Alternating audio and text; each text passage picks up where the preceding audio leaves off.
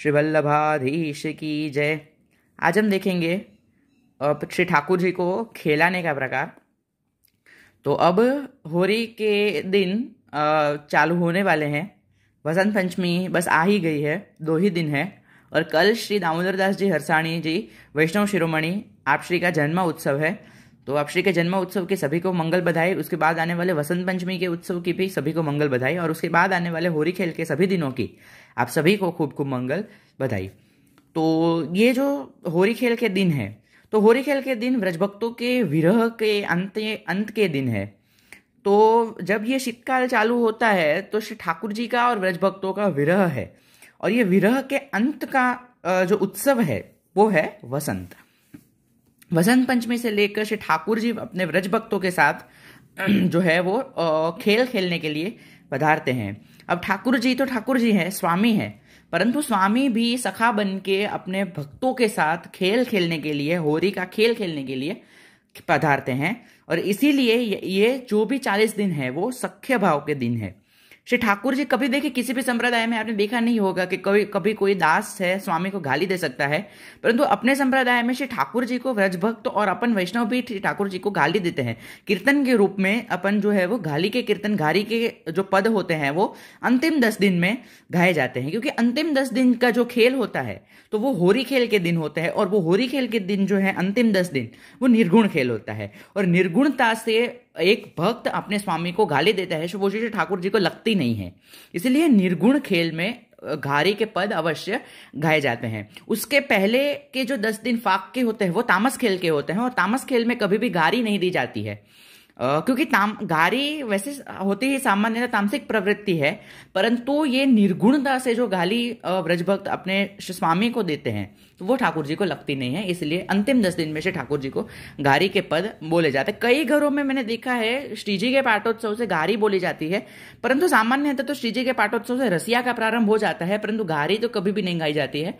गारी तो अंतिम 10 दिन या फिर कुंज एकादशी से लेकर होली तक ही गारी गाई जाती है, वो भी शयन के खेल में। हमारे घर में कुंज एकादशी से होली तक शयन में खेल होता है।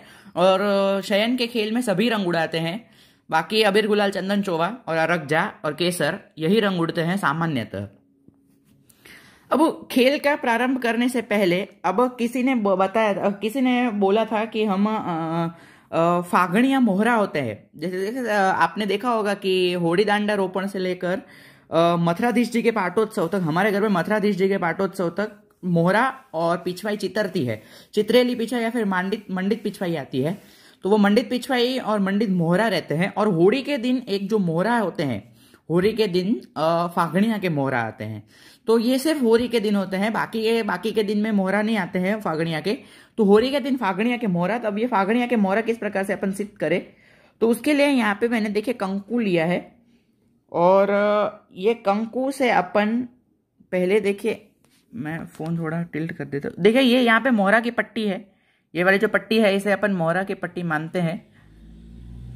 और देखिए ये तो बहुत ही देर लगेगी सिद्ध होने में।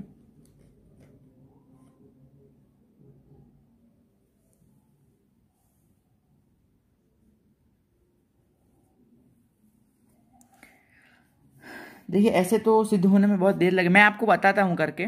तो देखिए इस प्रकार से होते हैं। देखिए ये अच्छे से तो नहीं हो पाया है पर इस प्रकार से बीच में चुंदड़ी की डिजाइन होती है और ऊपर नीचे पूरे लाल अपने रोरी से करते हैं। और देखिए ये बीच में से ऐसे चुंदड़ी भर देते हैं। ये तो अच्छे से नहीं हो पाया है। तो उस प्रकार से अपन फागणिया के मोहरा सिद्ध करते हैं। फागणिया के मोहरा सिर्फ होली के दिन ही आते हैं, बाकी में मोहरा की पट्टी आप अपने हिसाब से सिद्ध कर सकते हो। तो अब अपन खेल कराते हैं श्री ठाकुर जी को। तो देखिए यहाँ पे मैंने श्रृंगार धरे हैं। देखिए यहाँ पे कंठेश्वरी और बाजूबंद आदि सब कुछ मोती के ही हैं। और चरण में भी मोती के श्रृंगार धरे हैं। कुछ श्रृंगार मैंने सोना के किए हैं, कुछ नहीं किए हैं। लहर आदि सोना की है। तो क्या है, ज्यादा समय तो नहीं मिल पाया था। तो और वसंत पंचमी भी आ ही गई है, तो इसलिए मुझे वीडियो भी जल्दी में करना था। तो इसीलिए यहाँ पे मैंने अच्छे से मेरे से नहीं हो पाया है। तो भी मैंने कुछ श्रृंगार मैंने यहाँ पे किए हैं और कुछ मैंने यहाँ पे नहीं किए हैं। तो आप मान लीजिए कि मैंने यहाँ पे श्री ठाकुर जी को कहे। बाकी क्या है, खेल के दिनों में तो पूर्णतः सोना के और मीनाकारी के श्रृंगार, पदक मीनाकारी के और श्रृंगार सब सोना के ही श्री ठाकुर जी को धराए जाते हैं। तो यहाँ पे जो जितना हो सका मेरे से पॉसिबल उतना मैंने यहाँ पे किया है। तो अब खेल कराने से पहले सबसे पहले आड़ा वस्त्र या फिर पट्ट वस्त्र जिसे बोलते हैं तो वो आते हैं। तो आड़ा वस्त्र या पट्ट वस्त्र सबसे पहले जो श्री ठाकुर जी के मेन तो जो है ढकने के, तो वो श्री ठाकुर जी का चरणार बिंद है। तो देखिए इस प्रकार से एक पट्ट वस्त्र लेके श्री ठाकुर जी के चरण पूरे ढक जाए, उस प्रकार से पट्ट वस्त्र एक आता है। अब ये ठाकुर जी के चरण क्यों ढकते हैं? तो होरी खेल के 40 दिन हैं वो सख्य भाव के दिन है, और अगर श्री ठाकुर जी के चरणारविंद के दर्शन हुए तो दास और स्वामी का जो भाव है वो भाव जागृत हो जाएगा, और फिर भक्तों को, व्रज भक्तों को श्री ठाकुर जी को सख्य रूप से होरी खेलने में और श्री ठाकुर जी को जो आनंद मिलता है सख्य भाव से होरी खेलने, वो आनंद नहीं रहेगा, और इसीलिए श्री ठाकुर जी को श्रम होगा, व्रज भक्तों को भी श्रम होगा। इसीलिए श्री खेल के समय श्री ठाकुर जी के चरणारविंद तो अवश्य ढकते ही हैं। अब आड़ा वस्त्र कब से कब तक आते हैं? तो आड़ा वस्त्र सामान्यतः वसंत पंचमी से लेकर मथुराधीश जी के पाटोत्सव तक हमारे घर में आड़ा वस्त्र रहते हैं। उसके बाद से आड़ा वस्त्र वड़े, आड़ा वस्त्र सभी प्रकार के वड़े होंगे। चरण के आड़ा वस्त्र तो डोल तक रहेंगे, डोल तक आड़ा वस्त्र, चरण के वड़े नहीं होते हैं। कई जगह पे डोल के दिन चरण आड़ा वस्त्र नहीं आते, क्योंकि डोल के दिन प्रिया प्रीतम को डोल में पधरा के झुलाते हैं, तो इसीलिए डोल के दिन आड़ा वस्त्र चरण के ऊपर नहीं आते हैं। पर हमारे घर में तो डोल के दिन भी आड़ा वस्त्र चरण के ऊपर रहते हैं। अब एक यहाँ पे, एक देखिए यहाँ पे अपन फ्रेम पर भी अगर आपके क्या बोलते हैं कि ठाड़े वस्त्र ना धरे हो आपने, तो इस प्रकार से फ्रेम के ऊपर भी इस प्रकार से अपन वस्त्र धर सकते हैं। सामान्यतः क्या है, फरगुल धरी होती है तो फरगुल के ऊपर आ जाती है, क्योंकि साटिन की फरगुल होती है तो उसके ऊपर अपन रंग नहीं करते हैं, तो इसलिए इस प्रकार से धर देते हैं आड़ा वस्त्र। अब आड़ा वस्त्र धरने के बाद घर घर की रीत अनुसार और घर घर की प्रणालिका के अनुसार खेल का क्रम रहता है। यानी कि पहले चंदन आएगा, चौवा आएगा, गुलाल या अबीर, इन चारों में से क्या पहले आएगा, किससे पहले खेल होगा, वो घर घर की रीत के अनुसार डिपेंड करता है। हमारे घर में चंदन, चौवा, अबीर, गुलाल इस प्रकार का क्रम है, तो मैं उस प्रकार से खिलाता हूँ। अब यहाँ पे चंदन मैंने नहीं किया है, मैं चौवा, अबीर और गुलाल से मैं खिलाता हूँ। चंदन और अरगजा, देखिए अब ये दो प्रकार के हैं, चंदन और अरगजा, तो इसमें कंफ्यूजन रहता है। तो चंदन गीला होता है और अरगजा सूखा होता है, पाउडर जैसे, जैसे गुलाल होता है पाउडर का, वैसे अरगजा पाउडर फॉर्म में होता है, और चंदन है वो गीला होता है। और चंदन में दो प्रकार के चंदन से खेलते हैं, केसर चंदन या फिर सादा चंदन, दोनों प्रकार के चंदन से खेलते हैं, या फिर सिर्फ केसर से भी खेलते हैं, वो अपने घर घर की रीत के अनुसार। और अरगजा, अरगजा किस प्रकार से अरगजा फॉर्म होता है? तो अरगजा केवड़े में से अपन निकालते हैं। तो केवड़े के जो फूल है, वो केवड़े के फूल में से सभी पत्ते अपन अलग कर देंगे, तो उसकी जो लकड़ी रहेगी, वो लकड़ी को अपन सुखाएंगे, एक उसके ऊपर कुछ अपन पदार्थ लगाते हैं। चंदन कई लोग बोलते हैं कि चंदन उसके ऊपर लगाते हैं, कई लोग बोलते हैं अबीर लगाते हैं, कुछ प्रकार का उसके ऊपर अपन लगाते हैं पदार्थ, और उसको ज्यादा धूप में नहीं, परंतु जो घर के अंदर का जो रूम है, वो रूम के अंदर ही 2-4 घंटे के लिए अपन सुखाने के लिए रख देते हैं। और फिर एक पात्र में अपन उसको मारेंगे ना, तो उसके ऊपर से पाउडर जैसा निकलेगा, तो वो पाउडर है वो अरगजा। तो वो प्रकार से अरगजा अपन निकलता है। अरगजा चंदन के रंग जैसे ही होता है, चंदनी रंग का होता है, चंदनी और सफेद के बीच का जो रंग होता है वो अरगजाई रंग होता है। तो अरगजाई रंग के कई बार वस्त्र भी आते हैं उष्णकाल में, तो वो उस प्रकार का रंग रहता है। तो यहाँ पे मैंने नहीं लिया है, तो अब मैं सबसे पहले खिलाऊंगा चौवा से। खेल के लिए देखिए इस प्रकार की अपनी शलाका होती है, जो श्रृंगार से अच्छे से ठीक करने के लिए जो शलाका जिस प्रकार की होती है, उसी प्रकार की शलाका से ही अपन खेल। देखिए ये शलाका में ऊपर एकदम गोल, आपको अगर दिख रहा हो तो एकदम देखिए गोल जैसा है, तो उसे अच्छे से इसमें से हो सकेगा। तो वरना आपके पास आधी पॉइंटेड शलाका हो तो उसके पीछे का जो भाग होता है तो वो थोड़ा इस प्रकार का होता है, तो वो उससे अपन खेल करवा सकते हैं। तो चोवा लेंगे। देखिए चोवा किस प्रकार का होता है आपको देखना है, मैं आपको दिखाता हूं। देखिए ये चोवा है अपना, ये अपन रेडी घर पर भी कर सकते हैं। ये तो मैंने राजू भाई अत्तर वाला है, आप उनके पास से मैंने ये पधराए है चोवा। और देखिए इस प्रकार की चोवा की डिब्बी होती है, मार्केट में आपको आसानी से मिल जाएगी। कोई भी पुष्टि मार्ग वस्त्र श्रृंगार की शॉप पे से आपको ये प्राप्त हो सकता है चोवा। तो चोवा घर पे कैसे सिद्ध करे? तो चोवा घर पे सिद्ध करने के लिए चंदन की लकड़ी होती है, चंदन की लकड़ी को अपन आप जलाओगे ना तो उसमें से तेल जैसा प्राप्त होगा, तो वो आपका चोवा।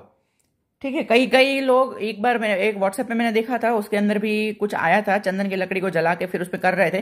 पर सामान्यतः ऐसे ही लकड़ी को जलाओगे ना तो उसमें से तेल जैसे प्राप्त होगा, तो वही आपका चोवा है।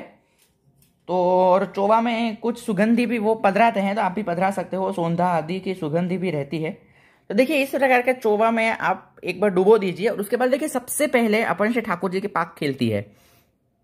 बीच में बैकग्राउंड में आप क्या बोलते हैं कि कीर्तन करते हैं। व्रज युवती शत संगे हरिरिह, व्रज युवती शत संगे, व्रज युवती शत संगे हरिरिह, व्रज युवती शत संगे। पाक खेल जाए उसके बाद श्री ठाकुर जी की चोली खेलती है।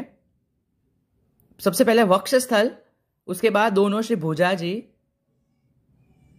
देखिए चोवा से तो बहुत ही सूक्ष्मता से आप खेल कराइएगा, वरना चोवा तो क्या है कि बहुत धब्बे धब्बे रह जाते हैं चोवा के। देखिए मेरे पिछले साल के वस्त्र हैं, देखिए बहुत धब्बे रह गए हैं चोवा के। तो बहुत ही सावधानी से आप खेलाइएगा। आपके फिर क्या है इसके अंदर, अब आपकी चोली खेल जाए उसके बाद अपना आपका ठाकुर जी का चाकदार खेलता है। चाकदार में देखिए ऐसे कोने कोने में आप टिपकियां करते जाइए। मैं वापस बता रहा हूं, हमारे में पहले चंदन से खेलाते हैं। मेरे पास चंदन नहीं था, अभी मैंने बनाया नहीं है चंदन, तो इसलिए मैंने यहाँ पे चंदन नहीं पधराया है। वरना सबसे पहले चंदन से खेलते हैं।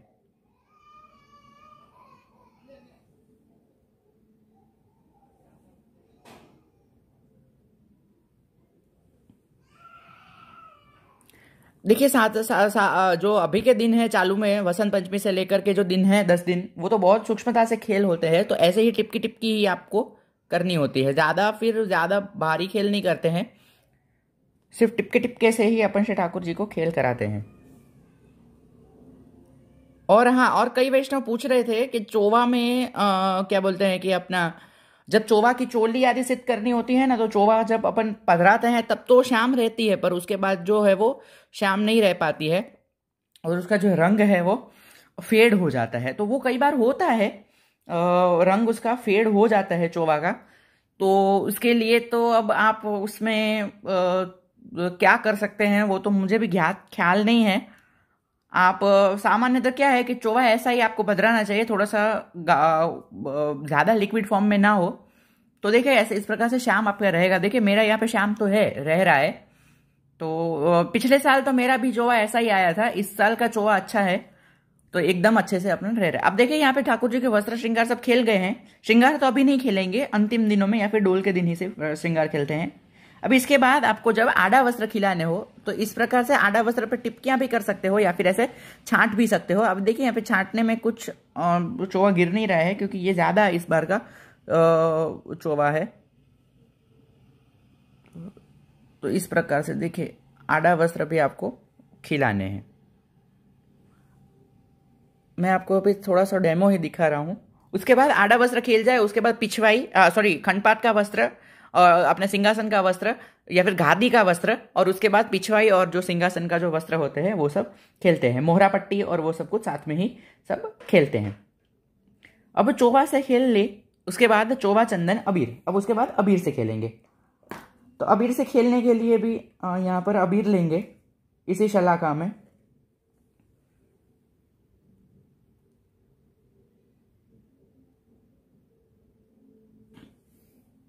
थोड़ा सा तो आपको गिर ही जाएगा। और देखिए वस्त्र सफेद है तो अबीर का तो कुछ दिखेगा ही नहीं, अबीर है। थोड़ा सा ही ख्याल आ रहा है कि अबीर से भी खेल कराए हैं।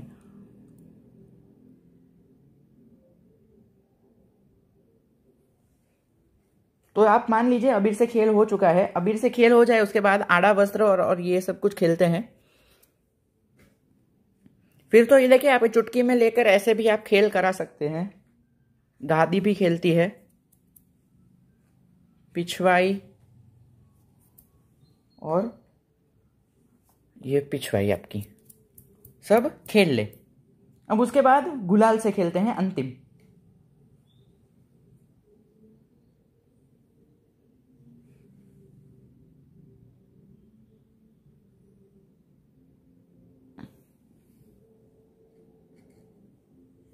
पाक के साथ साथ अगर मोरपीच जैसे श्रृंगार होते हैं तो मोरपीच भी खेलती है। सोना के मुकुट आदि धरते हैं तभी मुकुट पर भी थोड़ा सा रंग तो लगता ही है। मतलब श्रृंगार के जो पर स्टार्टिंग के दिनों में कभी नहीं लगते हैं, वो जो अंतिम दिन होते हैं वो अंतिम दिनों में ही ये सब कुछ खेलते हैं।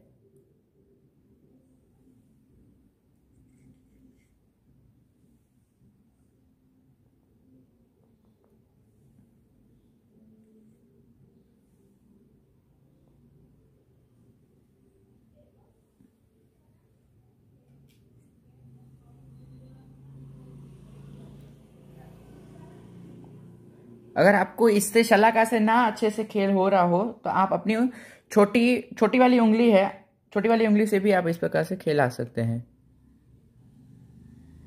देखिए इस प्रकार से जो हमने चोवा किया था, चोवा के बीच बीच में जगह थी वो जगह में अपन गुलाल करेंगे।